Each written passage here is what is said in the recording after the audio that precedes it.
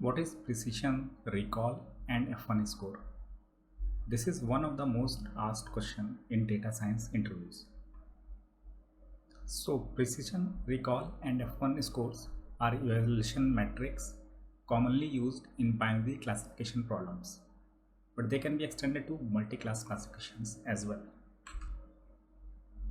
So, precision is the ratio of correctly predicted positive observations to the total predicted positives.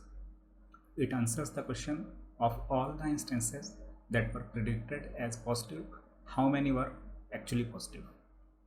You can see its formula here. True positive divided by true positive plus false positive.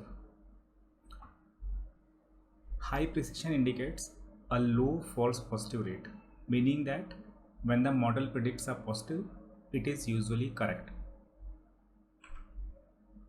So when I say the model predicted positive, what do I mean by positive? In binary classification, the choice of which label is considered positive and which is negative can significantly impact the interpretation of metrics like precision, recall, and F1 score. Here is how you can determine how to handle this. First thing is, you need to have some domain knowledge, understanding the context. So the choice of positive and negative labels often depends on the specific problem and what outcome is most critical. So think of an example. In a medical diagnostic problem, detecting a disease is usually considered the positive class because correctly identifying the disease is of utmost importance. So which label will be called as positive? In a binary setup, the label of interest is considered positive. So in a medical I already explained you in medical diagnostic problem, detecting the disease will be considered as positive. Similarly, in a spam detection problem, identifying if an email is spam will be considered positive. Okay. When you are using your data and trying to calculate precision scores, recall scores, and F1 scores, you can have a way to specifically mention which label will be used as positive label. So you can look at this scikit-learn example. This is the data. This is the true labels. These are the predicted labels. And you can see that I have defined spam as the positive label, right? In multi-class classification, there is no default positive class. In multi-class classification, there isn't a single positive class. Instead, each class is treated as the positive class in a one versus all approach when calculating precision, recall, and F1 score. And then once we have calculated precision, recall, and F1 scores for all the classes, we kind of do a macro averaging. I'm going to explain it further. So now we have defined what is precision. Okay, now let's think of what is recall. Recall is also known as sensitivity or true positive rate. So let's define what is recall. Recall is the ratio of correctly predicted positive observations to all observations in the actual class. It answers the question of all the instances that were actually positive, how many did the model correctly identify. This is the formula for the recall. True positive divided by true positive plus false negative. So compare this formula with the formula of precision. So the only difference is in precision, here we are using false positive. In recall, here we are using false negative. So a high recall indicates that the model correctly identifies most of the positive instances, but it might come at the cost of more false positive. Now let's see what is the F1 score.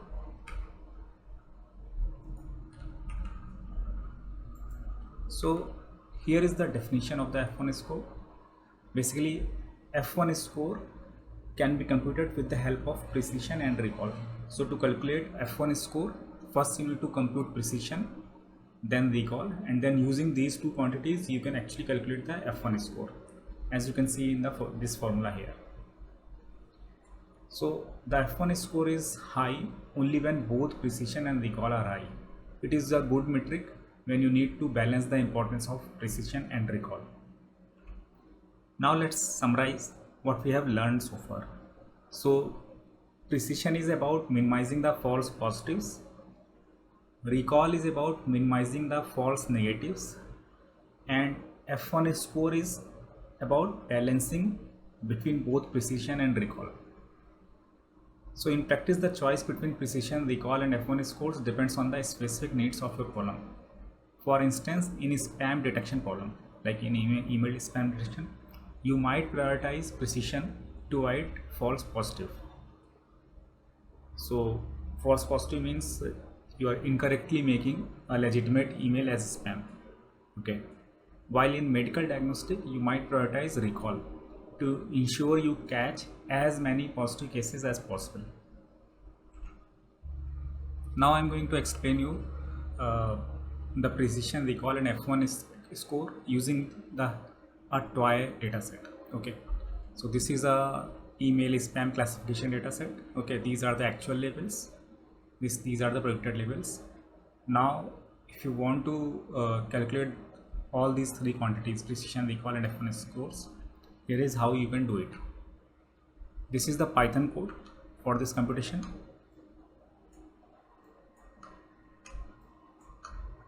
Okay, so you can see there is precision score function, recall score function and F1 score function under the sklearn matrix module. Okay, so using scikit-learn to compute precision, recall and F1, it's super simple. It's just one line.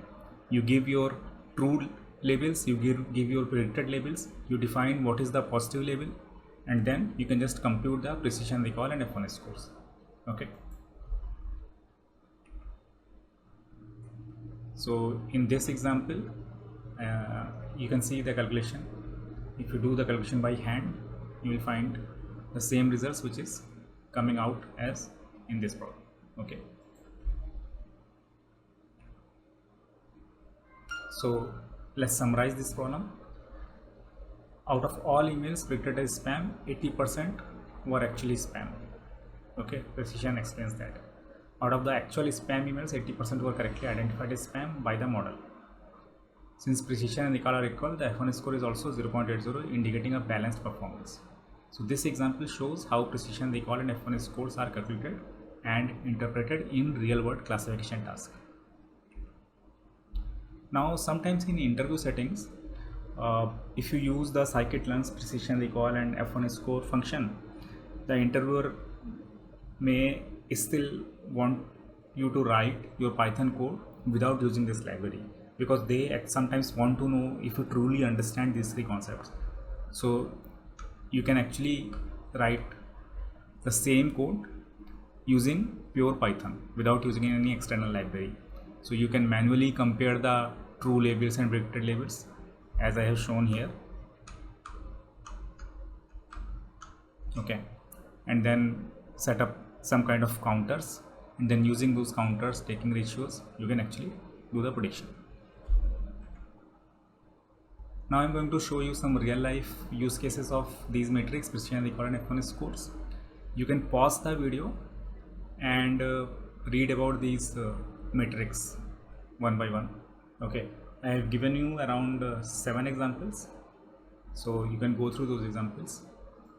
Just pause the video and go through the use case, the importance of precision, recall and F1 scores, and how they are used in these different problems. Okay, in your data science interview, like if your interviewer want to go more into the detail, because everybody knows how to calculate the precision, recall and F1 score for a binary classification problem, that's very easy. But when it becomes a multi-label classification problem, how you do it? So let's say there is one classification problem where you need to predict the fruit items. Okay, and there are 3 kind of fruits: apple, banana and oranges. Okay, so this is how you compute the multi-class classification, precision, recall and F1 scores. You first compute it for all the classes individually. Okay, with the same formula that you used in binary classification. And then once you have computed precision recall and F1 scores for all the classes individually, you take a macro average and use that as your final outcome. Multi-level classifications, I recommend you directly use the scikit formula, because that way the code will be super clean and you need not to use a lot of if-else statements, a lot of for loops and everything. Okay, so this is how you can do the multi-level classification computation of precision recall and F1 scores. You can pause this video, look at the code, it's almost self-explanatory. For a data science interview, definitely revise these precision recall and F1 score concept. It's one of the most asked question in almost all the data science interview problems. Okay, so just watch this video, rewatch it, write the code, do the computation using paper and pen, and understand it well so that you can answer all kind of questions related to precision recall and F1 scores. Thank you.